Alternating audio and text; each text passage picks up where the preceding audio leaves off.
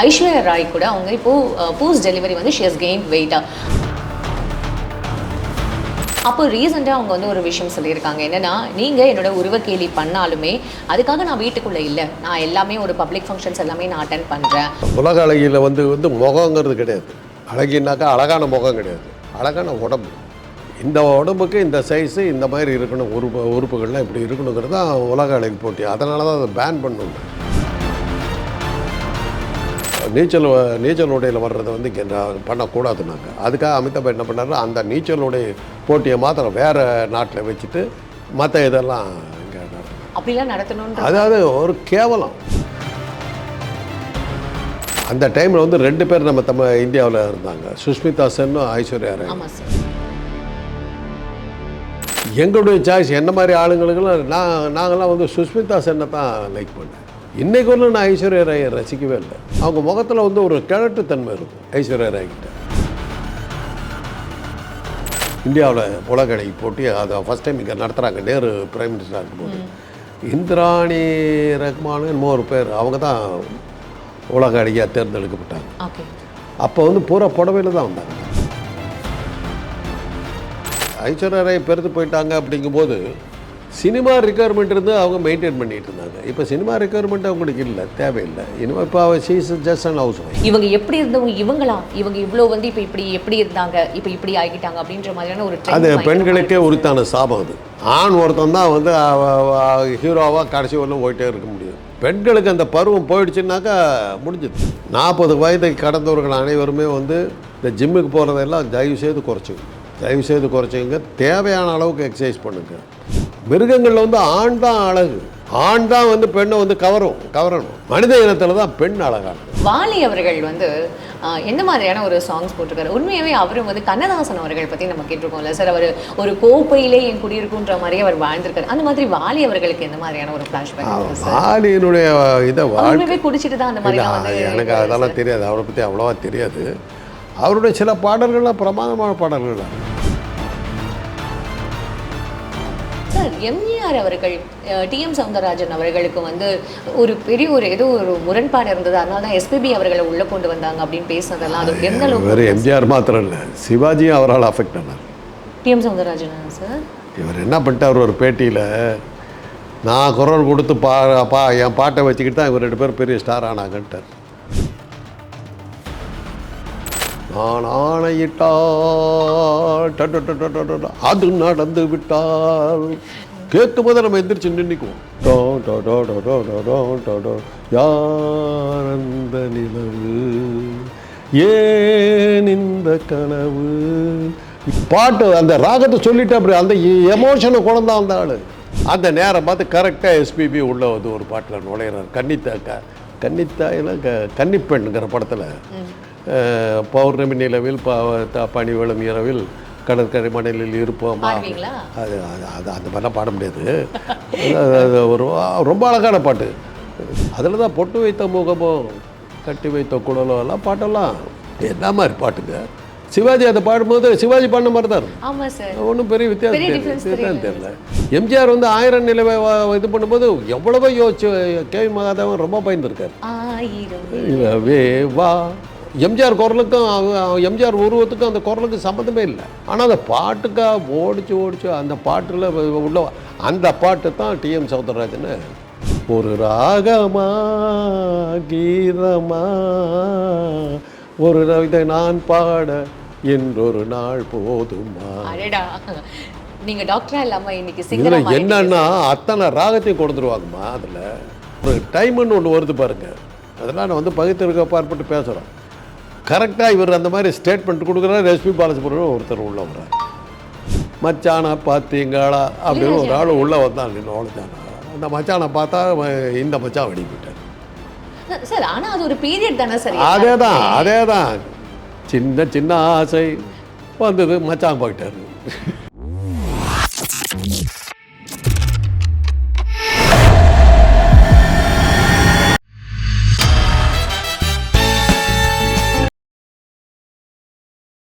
Sir sir இப்போ இந்த தொடர்ந்து இந்த மாதிரியான இந்த வெயிட் ரிடக்ஷன், இந்த வெயிட் லாஸ் இதெல்லாம் பேசும்போது இது ஹீரோஸ் ஹீரோயின்ஸ் அந்த மாதிரி பார்க்கும்போது அதே மாதிரி ஐஸ்வர்யா ராய் கூட அவங்க இப்போ போஸ்ட் டெலிவரி வந்து ஷி ஹஸ் கெயின் வெயிட்டா. அப்போ ரீசெண்டாக அவங்க வந்து ஒரு விஷயம் சொல்லியிருக்காங்க, என்னன்னா நீங்கள் என்னோட உருவக்கேலி பண்ணாலுமே அதுக்காக நான் வீட்டுக்குள்ளே இல்லை, நான் எல்லாமே ஒரு பப்ளிக் ஃபங்க்ஷன்ஸ் எல்லாமே நான் அட்டன் பண்ணுறேன். போஸ்ட் டெலிவரி எல்லா ஃபீமேலுக்கும் நடக்கிற ஒரு சேஞ்சஸ் தான், எனக்கும் I very much fine with இட்ன்ற மாதிரி சொல்லியிருக்காங்க. அது ரொம்ப ஒரு கான்ஃபிடென்ட்டான ஒரு விஷயமா பார்க்கப்படுது இல்லை சார்? அதாவது உலக அழகிங்கிறதே வந்து முகத்துக்காக அவங்கள உலக அழகியில் வந்து முகங்கிறது கிடையாது. அழகினாக்கா அழகான முகம் கிடையாது, அழகான உடம்பு. இந்த உடம்புக்கு இந்த சைஸு இந்த மாதிரி இருக்கணும், உறுப்புகள்லாம் இப்படி இருக்கணுங்கிறது தான் உலக அழகி போட்டி. அதனால தான் அதை பேன் பண்ணணுன்னாங்க. பேன் பண்ணணும். ஆமாம், தடுக்க ஒரு பெண்ணை வந்து கேவலப்படுத்துகிற ஒரு விஷயம் அப்படின்னாங்க. அதனால தான் இந்தியாவில் வந்து அந்த உலக அழகி போட்டி நடக்கும்போது அந்த நீச்சலுடைய இது நடத்தக்கூடாதுன்னாங்க. அமிதாப் பச்சன் நடத்தின போது நீச்சல் உடையில் வர்றதை வந்து இங்கே பண்ணக்கூடாதுன்னாங்க. அதுக்காக அமிதாப் என்ன பண்ணாரு, அந்த நீச்சலுடைய போட்டியை மாத்திரம் வேறு நாட்டில் வச்சுட்டு மற்ற இதெல்லாம் இங்கே நடத்தினாங்க. அப்படிலாம் நடத்தணுன்ற அதாவது ஒரு கேவலம். அது இப்போ ஒரு பெண்ணை வந்து கேவலப்படுத்தி பார்க்கறது தான் அதனுடைய அர்த்தம். அதனால நிறைய பேர் இல்லை, இது என்ன சொல்ல வரேன்னா, அந்த டைமில் வந்து 2 பேர் நம்ம இந்தியாவில் இருந்தாங்க, சுஷ்மிதா சென்னும் ஐஸ்வர்யா ராய். ஆமாம் சார். எங்களுடைய சாய்ஸ் என்ன மாதிரி ஆளுங்களுக்கெல்லாம் நாங்கள்லாம் வந்து சுஷ்மிதா சென்னை தான் லைக் பண்ணேன். இன்றைக்கு ஒன்று நான் ஐஸ்வர்யா ராயை ரசிக்கவே இல்லை. அது என்ன முகங்கிற மாதிரி எனக்கு ஒரு ஃபீலிங் இருந்துக்கிட்டே. காரணம், அவங்க முகத்தில் வந்து ஒரு கிழட்டுத்தன்மை இருக்கும் ஐஸ்வர்யா ராய்கிட்ட. சார் நான் அப்படி தான் பார்த்தேன். ஒரு இளமை தோற்றமே அவங்களுக்கு இருந்ததில்லை. உடம்பு ஓகே, அதை பற்றி நான் கவலைப்பட்டுக்கல. முகம்தான் எனக்கு பார்க்குறதுக்கு எனக்கு முக்கியம். என்னை பொறுத்தவரை அந்த முகம் வந்து ஒரு வயதான முகமாக தான் எனக்கு பட்டுச்சு. அதனால தான் இந்த பொன்னியின் செல்வன் படத்தில் வந்து நந்தினியை இது பண்ணும்போது நாங்கள் உருவப்படுத்தியிருந்த நந்தினி வேறு, மணியம் வரைஞ்சிருந்த நந்தினி வேறு, மணியம் வரைஞ்சிருந்த குந்தவி வேறு, மணியம் வரைஞ்சிருந்த வானதி வேறு. அதை போட்டு அதாவது அந்த இமேஜினேஷனில் நாங்கள் அப்படியே முழுகிட்டோம்மா. இல்லை, அதில் போய் பார்க்கும்போது ஐஸ்வர்யா ராய் வந்து நந்தினியாக நடிக்கிறாங்கன்னும் போது நான்லாம் காலி. நான் நினச்சிருந்தா நந்தினி வேறு. அப்புறம் படத்துக்கு போனதுக்கு அப்புறம் படமே வேறன்னு ஆகிப்போச்சு. அப்புறம் அதுக்கப்புறம் கவலைப்பட்டுக்கல. அது அப்புறம் தான் தெரிஞ்சது. அப்போ நீஞ்சலுங்கிற பேர் ஒரு படம் எடுத்திருக்காங்க. என்ன சொல்ல வர்றேன்னா, சுஷ்மிதா சென் தான் முக லட்சணம் இருந்தது எங்களை பொறுத்தவரை. அது வந்து நான் அந்த போட்டி நடக்கும்போது நான் டெல்லியில் பார்க்குறேன். சுஷ்மிதா சென் தான் என் கண்ணுக்கு பட்டாங்க. ஃபஸ்ட்டு போட்டியில் வந்து சுஷ்மிதா சென் தான் மிஸ் யூனிவர்ஸோ இதில் வந்தாங்க. அது அவங்க தான் வந்தாங்க. மிஸ் வேர்ல்டில் தான் ஐஸ்வர்யா ராய் வந்தாங்க. மிஸ் யூனிவர்ஸில் வந்து ஐஸ்வர்யா ராயை தோக்கடிச்சு சுஷ்மிதா சென் தான் வந்தாங்க. அதுதான் இப்போ வந்து இந்த miss India, miss Bangalore, miss Chennai, அது மாதிரிலாம் மிஸ் தமிழ்நாடு ஃபஸ்ட்டு இங்கே நடந்ததுமா 56ஆம் வருஷம் 54ஆம் வருஷமாக நடந்தது இந்தியாவில் உலக அழகி போட்டி. அதை ஃபஸ்ட் டைம் இங்கே நடத்துகிறாங்க. நேரு பிரைம் மினிஸ்டராக இருக்கும்போது இந்திராணி ரஹ்மான் என்னமோ ஒரு பேர், அவங்க தான் உலக அழகியாக தேர்ந்தெடுக்கப்பட்டாங்க. ஓகே. அப்போ வந்து பூரா புடவையில் தான் வந்தாங்க. தான் புடவை தவிர வேறு எதுவும் கட்டவே இல்லை. அப்போ வந்து ஒரு பெரிய காஸ்மெட்டிக் ஆப்கான் ஸ்னோ அப்படின்னு ஒரு ஸ்னோ வரும், அந்த கம்பெனிக்காரர் தான் அதை ஸ்பான்சர் பண்ணி நடத்தினாங்க. அந்த அதில் வந்து அந்த அம்மா இந்திராணிங்கிறவங்க பேர், அவங்க தான் வந்து இந்தியாவிலேருந்து முதலாக உலக அழகி போட்டியில் கலந்துக்கிட்டு அதை பிரைஸ் வாங்கினாங்க. புடவையில் தான் போனாங்க, புடவையில் தான் வந்தாங்க. ஒரு இடத்துல கூட உடம்பை கை வரனா கூட காட்டலாம். அது மாதிரி இருந்தது.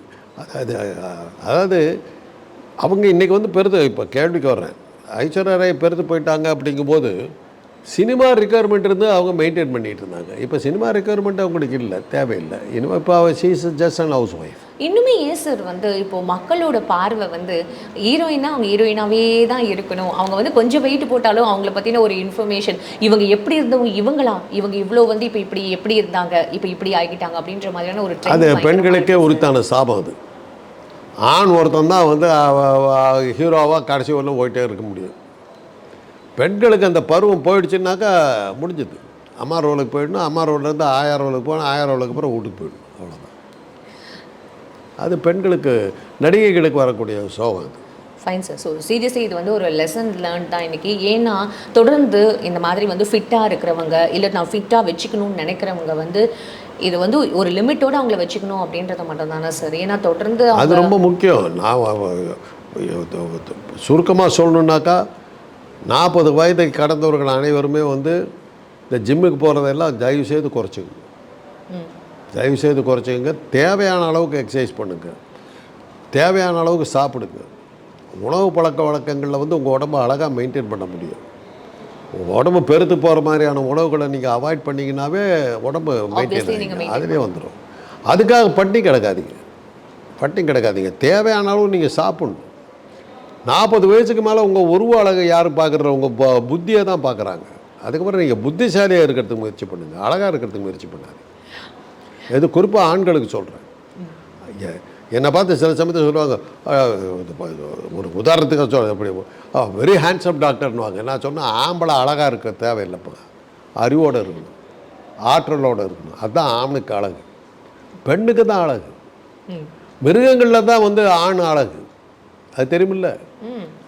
ஆண்மானுக்கு தான் கொம்பு வரும், பெண்மானுக்கு கொம்பு வராது.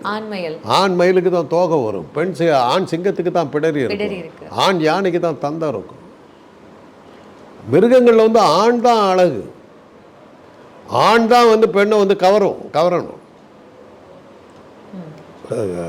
இந்த பெண்கள் தான் போய் அந்த ஆணை அட்ராக்ட் பண்ணும். நீங்கள் நாய் வீட்டில் நாய் வளர்த்தீங்கன்னா பாருங்கள், அந்த பெண் நாய் தான் போய் அந்த ஆண் நாயை வந்து அட்ராக்ட் பண்ணும்.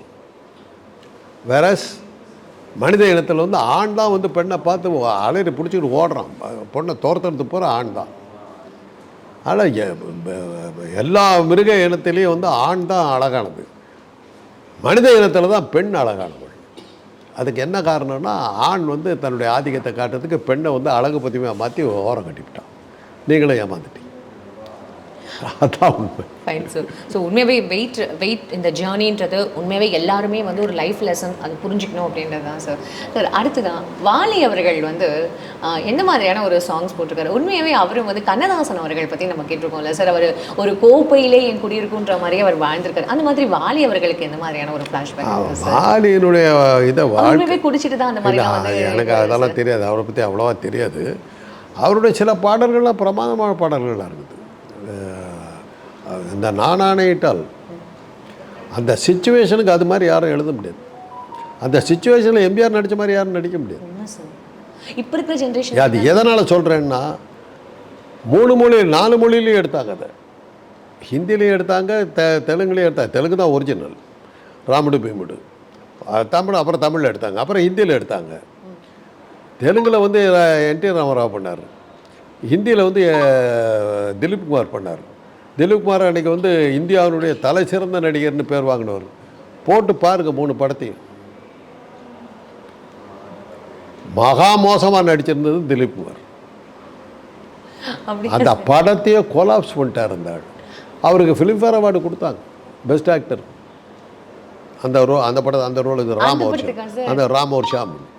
பார்த்திங்கன்னா அப்போ தான் நமக்கு தெரியும் எம்ஜிஆர் நம்ம சவுத் இந்தியன் ஆக்டர்ஸ் எவ்வளோ பிரமாதங்கிறது அப்போ தான் தெரியும். ராமுடு பீமுடுவில் வந்து என்டி ராமராவ் ஒரு அளவுக்கு பண்ணியிருந்தார். ஆனால் எம்ஜிஆர் மாதிரி பண்ணல யார். எம்ஜிஆர் மாதிரி அதை எம்ஜிஆரை தவிர ஒரு யார் பண்ணியிருந்தாலும் நின்று இருக்காது. அவ்வளோ நல்லா. ஏன்னா அது ஒரு நம்ம பார்த்த எம்ஜிஆர் வேறு, அந்த படத்தில் பார்த்த எம்ஜிஆர் வேறு. அந்த மாதிரி ரொம்ப வித்தியாசமாக வந்தார். அதில் தான் எம்ஜிஆராக வராமல் கதாபாத்திரமாக வந்தது. எம்ஜிஆர் எந்த படத்தில் நடித்தாலும் எம்ஜிஆராக தான் வருவார். அவர் எந்த ரோல் கொடுத்தாலும் அவர் எம்ஜிஆர் தான். அவ்வளோதான். அவருக்குன்னு இருக்கிற சில மேனரிசம் அதை தான் பண்ணி போடுவார். பாத்திரமாக அவர் மாறினதே கிடையாது. இந்த படத்தில் தான் அவர் அதான் மாறினார். ஒரு மாதிரி பயந்தா மாதிரி வந்தது, பயந்தா மாதிரி நடிக்கிறது இல்லாமல் இந்த ராமு அந்த இளங்கோவா வர்ற இதில் இந்த இதெல்லாம் பிரமாதம் பண்ணியிருக்காரு. வேற லெவலில் அது மாதிரியான அதாவது அந்த படமே அவருக்காக தான் ஓடிச்சு. அந்த மாதிரி அது அவருடைய நடிப்பு திறமைக்காக ஓடின படம்னு எடுத்திங்கன்னா அது ஒரு படம்.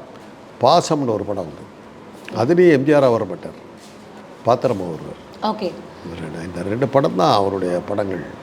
அவராக வந்து பிரபலம் ஆகிறதுக்கு முன்னாடி என் தங்கை போன்ற படங்கள்லாம் அவர் அற்புதமான நடிகர். அவர் அவர் தான் இப்படி மாறினார். சார் எம்ஜிஆர் அவர்கள் டிஎம் சௌந்தரராஜன் அவர்களுக்கு வந்து ஒரு பெரிய ஒரு ஏதோ ஒரு முரண்பாடு இருந்தது, அதனால தான் எஸ்பிபி அவர்களை உள்ளே கொண்டு வந்தாங்க அப்படின்னு பேசுனதெல்லாம் அது எந்த அளவுக்கு? வேறு எம்ஜிஆர் மாத்திரம் இல்லை, சிவாஜியும் அவரால் அஃபெக்ட் ஆனார்.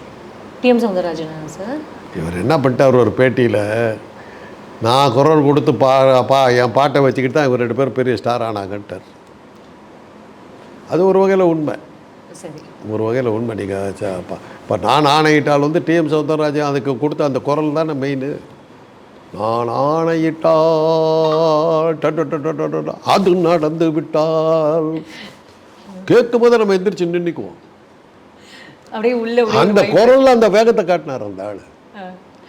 ராகத்தை சொல்லிடுவாங்க, அந்த உணர்ச்சியோட பாடுறதுங்கிறது வந்து அந்த உணர்வை கொண்டு அதுதான். காலையும் மாலையும் ஆடியதே ஒரு நெஞ்சிலே ஏனோ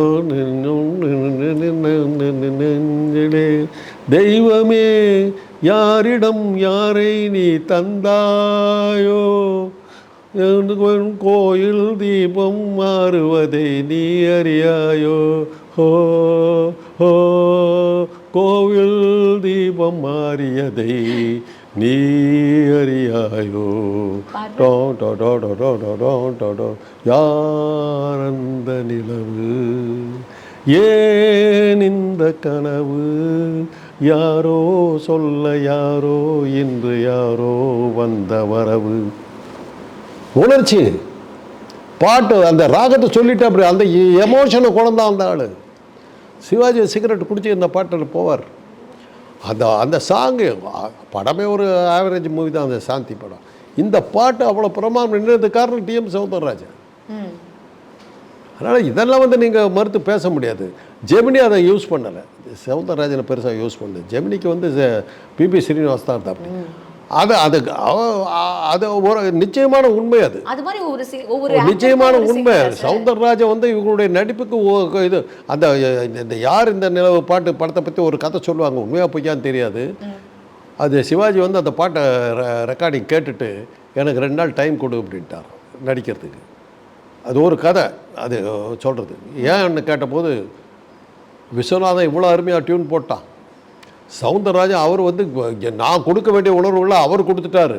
நான் சினிமாவில் அந்த அவர் கொடுத்துருக்கிற உணர்வை நான் வந்து முகத்தில் காட்டணும், எனக்கு டைம் கொடுக்க அப்படின்னு சொல்லிட்டு இது பண்ணி நடித்தாருன்னு ஒரு தகவல் கொடுத்து அதெல்லாம் வச்சு தான் அவர் என்ன பண்ணிட்டார், நான் குரல் கொடுக்கலன்னா நீங்கள் எங்கடா பெரிய ஸ்டார் ஆகிறதுன்ட்டார்.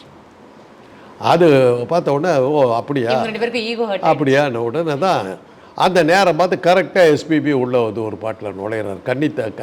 கன்னித்தாயில் கன்னிப்பெண்ங்கிற படத்தில் பௌர்ணமி நிலவில் பனிவெளும் இரவில் கடற்கரை மணலில் இருப்போமா, அது அது அது அந்த மாதிரிலாம் பாட முடியாது. அது ஒரு ரொம்ப அழகான பாட்டு. அந்த சரணம் இது அனுபவி வரும்போது அந்த இதெல்லாம் பிரமாதமாக கொஞ்சம் நிலவு போல் அது அந்த பாட்டு ஒரு மாதிரி ரொம்ப அழகான பாட்டு.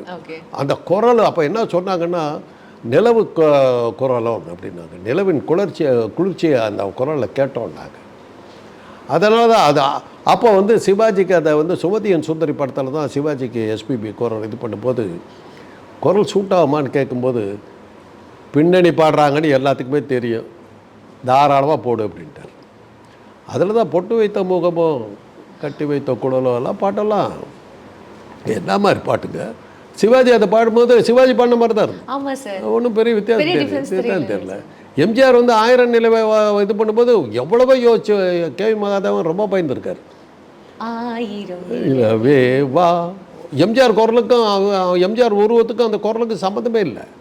ஆனால் அந்த பாட்டுக்காக ஓடிச்சு அந்த பாட்டில் உள்ள அந்த பாட்டு தான் டிஎம் சௌந்தரராஜனை சைட்லைன் பண்ண ஆரம்பிச்சது. அதுக்கப்புறம் வந்து எம்ஜிஆர் வந்து பாடும்போது தென்றல் காற்று பருவ மங்கையோ தேனன் எல்லாமே எஸ்பிபி தான். அவருடைய கெரியர் அங்கே வெற்றி மீது வெற்றி வந்து என்னை சேரும் எல்லாம் எஸ்பிபி தான். அப்படிப்பட்டார். ஏன்னா அவரோட வாய்ஸை வந்து கடைசி வரைக்கும் எவ்வளோ சூப்பராக மெயின்டைன். இப்போ வரைக்கும் எஸ்பிபி இளையராஜா காம்பினேஷன் அப்படின்னா இந்த மழை எஸ்பிபி இளையராஜா ஒரு காஃபி அப்படின்றது ஒரு ட்ரெண்டாகவே தான் சார் இப்போ வரைக்கும் பார்க்கப்படுது. அதெல்லாம் சினிமா அது இசையே வந்து சினிமாவில் தான் நின்றுச்சு நமக்கு. அதுக்கு அதாவது தமிழ் சினிமாக்கள் இந்திய சினிமாவே வந்து இசையினால தான் நின்றுச்சு. அப்போ பார்த்தீங்கன்னா நார்த்தில் வந்து சங்கர் ஜெயகிஷன், எஸ்டி பர்மன், நௌஷாத், பர்மன் சாங்ஸ்லாம் நௌஷாத், ரவி, சலீல் சௌத்ரி, இவங்கெல்லாம் வந்து இம்மார்டல் சாங்ஸ், மறக்க முடியாத தெய்வீகமான பாடல்கள். அது மாதிரி தெலுங்கில் வந்து கண்டசாலா போன்றவர்கள், ராஜேஸ்வரா போன்றவர்கள், தமிழில் எவ்வளோ இசையமைப்பாளர்கள். அது என்னன்னா அன்றைக்கி வந்து தமிழ், தெலுங்கு, கன்னடம், மலையாளம் 4க்கும் சேர்த்து எல்லாமே ஒரே மியூசிக் டைரக்டர் தான் இருந்தாங்க. தமிழில் போடுறவங்களே தெலுங்கு போட்டாங்க, எல்லாத்துக்கும் 4 மொழிக்கு அவங்க போட்டாங்க. அந்த மாதிரி இசை தான் வந்து, அதாவது தமிழ் சினிமாவில் வந்து ஒரிஜினல் எதுன்னு எடுத்திங்கன்னா இசை தான் இருந்தது. இப்போ விஸ்வநாதனுடைய இசை வந்து மகாதேவனுடைய மன்னவன் வந்தானடி பாட்டெல்லாம் மனித இனம் இருக்கிறவர்களும் ஓடக்கூடிய பாட்டு. இப்போதைக்கு கேட்டுகிட்டே இருக்கேன். என்ன மாதிரி பாட்டு, எப்படி அற்புதம். அது கேவி மகாதேவன் போட்டது அதெல்லாம் கேட்டுக்கிட்டே. அதே மாதிரி ஒரு நாள் போதுமா, எம்ஆர் ராதா அவர்கள் இல்லையா, அது திருவிளையாடல்மா, பாலமுரளி கிருஷ்ணா. ஒரு நாள் போதுமா நான் பாட, இன்றொரு நாள் போதுமா, ஒரு ராகமா கீதமா, ஒரு இதை நான் பாட, இன்றொரு நாள் போதுமா. நீங்க டாக்டரா இல்லாம இன்னைக்கு சிங்கரா என்னன்னா அத்தனை ராகத்தையும் கொடுத்துருவாங்கம்மா. அதில் எழுந்தோடி தோடி அப்படியே அந்த ராகத்தை இசை கேட்க எழுந்தோடி வருவாரன்றோ, எழுந்தோடி தோடி அப்படி போவோம். அது சங்கீதத்தை ஃபுல்லாக அந்த பாட்டில் கொண்டாங்க. அது மாதிரி சினிமா, தமிழ் சினிமா, இந்திய சினிமான்னு எடுத்திங்கன்னா ஒரிஜினலாக எவன்டா என்ன பண்ணான்னாக்கா இசையமைப்பாளர்கள் தான் பண்ணாங்க. மற்றபடி கதை ஒரு இங்கிலீஷ் படத்துக்கு காப்பிடிச்சிருப்பாங்க, டான்ஸ் ஒரு இடத்துல காப்பிடிச்சிருப்பாங்க, எல்லாம் பண்ணியிருப்பாங்க. பாட்டுன்னு வரும்போது அது மாதிரி அந்த இந்த இப்போ சௌந்தரராஜனுடைய இது விவகாரத்துக்கு நீங்கள் கேட்ட கேள்விக்காக தான் அவராக வாய் விட்டார். அந்த ஒரே நேரத்தில், அதாவது ஒரு டைமுன்னு ஒன்று வருது பாருங்கள், அதெல்லாம் நான் வந்து பகுத்திருக்க பார்ப்பட்டு பேசுகிறோம். கரெக்டாக இவர் அந்த மாதிரி ஸ்டேட்மெண்ட் கொடுக்குறாரு. எஸ்பி பாலசுப்ரமணியம் ஒருத்தர் உள்ள வர்றாரு, முடிஞ்சு போச்சு. எம்எஸ் விஸ்வநாதன் பெருசாக வந்துக்கிட்டு இருக்காரு, அவரை அசைக்கிறதுக்கே ஆள் இல்லைங்கிற அளவில் எல்லாருமே உடுந்துட்டாங்க. எம்எஸ்சியை விட்டால் ஆள் கிடையாதுங்கிற ஒரு சூழ்நிலை இருந்தது.